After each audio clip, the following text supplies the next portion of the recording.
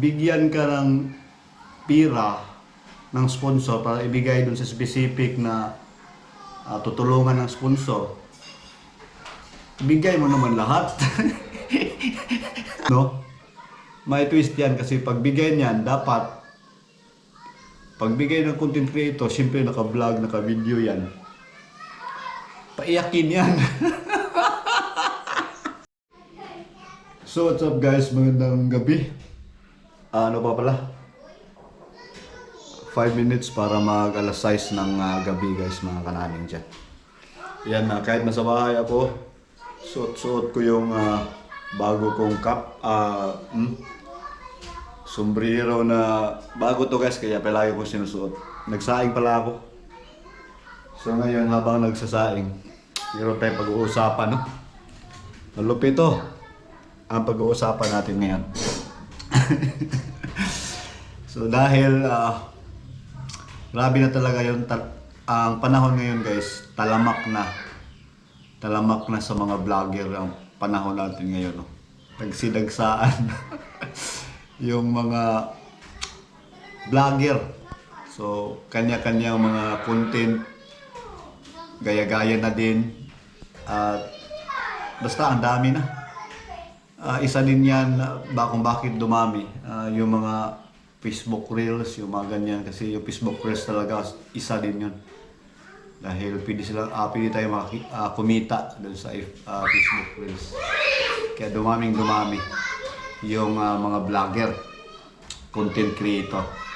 So speaking of content creator or vlogger, iba't ibang mga diskarte, iba't ibang mga ugali, lahat hindi may nagkapareho man, pero kadalasan iba't iba yung mga diskarte nila. So may mga vlogger na magaling sa marketing strategy. May mga vlogger, yung marketing strategy na sinasabi ko, yung tumulong ba? Para tumulong, pero alam niya na may babalik sa kanya. Yan yung marketing strategy, para investment ba? May mga vlogger na ganyan. Tapos may mga vlogger, marami din mga vlogger na mga titino na talagang content creator talaga, na magawa talaga ng mga kakaiba ding mga unique na mga content, na talagang content creator na kung tawagin talagang legit. At may mga vlogger din na ano bang tawag nito? Yung mga sponsor master. Alam niyo ba yung mga vlogger na sponsor master? I-explain ko sa iyo. Kasi yan yung topic natin ngayon, yung vlogger na sponsor master. Sponsor master ang tawag ko sa kanya dahil nga pag makita siya ng sponsor, tapos yung sponsor may gusto ipaabot na lalong-lalo na pag pira ang pag-uusapan, sabi niya i-vlog mo, ibigay mo to kay ano. Ito lang humihingi naman ako ng pabor sa vlogger na yan na sponsor master, na pagbigyan ka ng pira ng sponsor para ibigay dun sa specific na tutulungan ng sponsor, ibigay mo naman lahat. Huwag mo namang syupitan. Alam niyo ba yung term na syupit? Kananang dyan. Yun bang hindi mo ibigay lahat? Nako, hindi pwede yan. Hindi naman lahat na vlogger Yun lang mga vlogger talaga na matamaan dito. Yung mga sponsor master na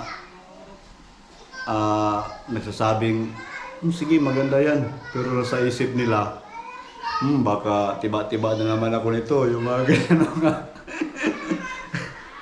Sponsor master ang tawag ko dyan. Ayan yung sinain ko na nangyari. Wala pa, bago pa yan. Tapos nagano din ako kumakain. Kulo ng tubig para magkape tayo dahil may masarap akong ano dito. Tinapay ba? Para sa kape. Ito. Mahilig talaga ako sa kape guys, kaya siguro mas taas sa sugar ko. So sige lang, sarap eh. So balik tayo doon sa sponsor master na vlogger na content creator na yan. Ang galing din nila talaga eh. Pag makahanap ng sponsor, kasi may mga ano na ako eh, mga kanani, may mga tao din ako na nakausap na ganun ang nangyari. Hindi daw nabigay lahat dahil inano nila, niliquidate ba or ino-audit bitaw, i-audit ba?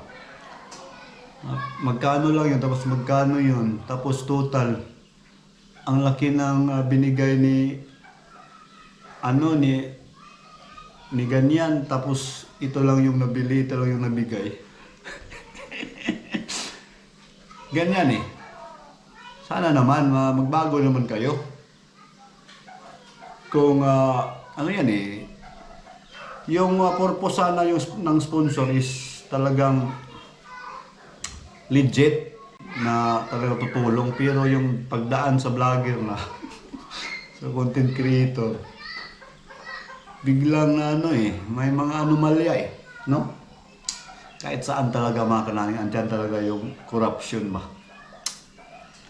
Pero sa kanila din yan, pero sana, ang gusto ko lang ipabatid, ang gusto ko lang ipaabot, hindi naman lahat ng vlogger ganito, pero meron talaga, sabihin na nating kakilala ko, hindi ko naman sinasabi na kilala din niya ako, basta hindi ko rin sasabihin, hindi ko rin maano kung taga saan yan siya or taga saan siya or saan siya ngayon. Basta kung nakasubaybay kayo sa community, alam niyo na kung sino yun. Siguro hindi niyo alam kung ano talaga yung mga ano nila, diskarte, no? At ito pa yung malupit, no? Ito yung malupit, guys. Para, like for example, binigyan na, nagbigay na yung si sponsor sa content creator ng halaga. Tapos, ganyan, bilhan mo yung specific na bibigyan mo ng ano man yan, ano man yung ibigay, na kailangan talaga nung tinutulungan. May twist pa yan sa content creator, no? May twist yan kasi pagbigay niyan, dapat pagbigay ng content creator, siyempre naka-vlog, naka-video yan, paiyakin yan. Yan yung mga trabaho nila, no? Yan yung, hindi na lahat hindi ko nilalahat talaga. Mayroon lang talagang vlogger na sadyang ganyan talaga yung diskarte, no? Wala ba ibang paraan para lumakas yung views? Talagang pagbigay ng bagay or bagay man, kung ano man, pira.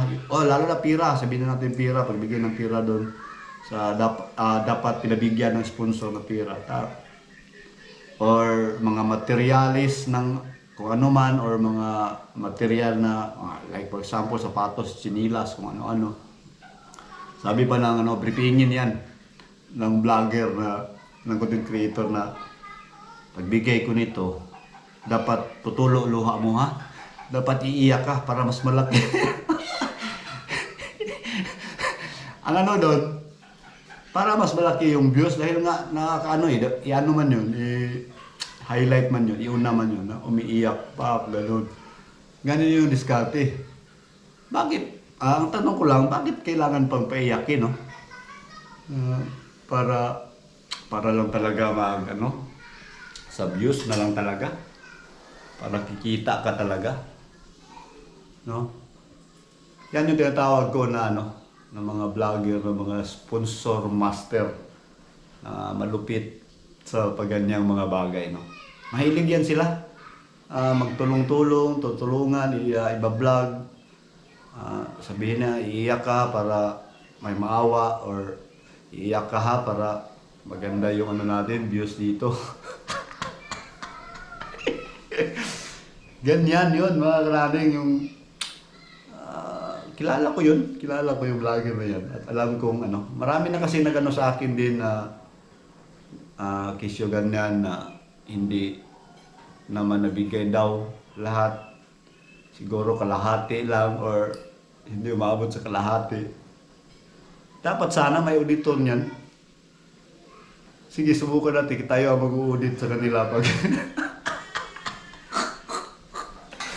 Pero hindi naman nagano yung mga binibigyan, hindi naman yung sinasabi nila na bakit ganito lang, hindi naman sila ganon kasi nga tinutulungan lang sila ang sa akin lang dito is wag naman.